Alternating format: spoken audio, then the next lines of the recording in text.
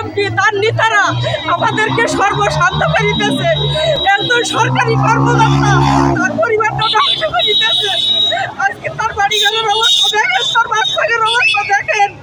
আমি দিনের পর দিন বিচার চাইছি, আইনের কাঠগড়া দাঁড়াইছি, জাতীয় বিরাজ ক্লাবে গেছি, আমার বিচার হয়নি, কোনো বিচার হয়নি। ইনশাআল্লাহ বিচার হবে, বিচার হবে। আমি কোনো বিচার পাইনি। অত্যাচারী বাগির আর আসছে আমলিগের যত কর্মী, ওদেরকে কুচুই কুচুই মারতে হবে, তাহলে আমাদের জীবন শান্তি হবে।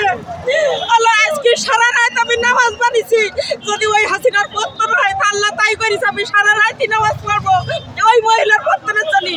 ওর নমরুদের একটা ল্যাংড়া মশাই খাইছে আর ওর জন্য ডেঙ্গু মশাই শেষ করে। আমি আল্লাহর কাছে এইটুকু কামনা করি, আর কিছু চাইনি, দেশবাসী শান্তি চাই। আপনার পুরো পরিচয়টা বলেন। আমি অবসরপ্রাপ্ত সার্জেন্ট রবিউল রায় বলছি। আপনার গ্রামের বাড়ি? আমার গ্রামের বাড়ি ধুলিয়ার সানাপাড়ার বাড়ি, আর বাড়ি করেছি রাজার বাগান গভর্নমেন্ট কলেজের পাশে। অত্যাচারী রুহুল কুদ্দুস মালিক রুহুল কুদ্দুস আমলিগের নেতাকে নিয়ে, এমপিরে নিয়ে আমাদেরকে নির্যাতন করি, মিথ্যা মামলা হয়রানি, দিনের পর দিন এখনো নির্যাতনের পরে নির্যাতন হচ্ছে, আমরা কোথাও বিচার পাই না। শেখ হাসিনা তো দেশ ছেড়ে পালিয়ে গেছে, এখন আপনার অনুভূতি কি?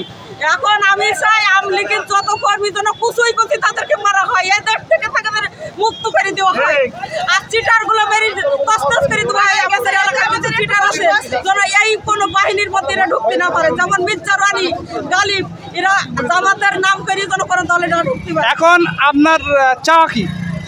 আমার চাওয়া কি, আমি সুস্থ শান্তিভাবে দেশের জনগণের ভালোভাবে যে সরকার চালাতে পারবে সেই সরকারই আমরা চাই।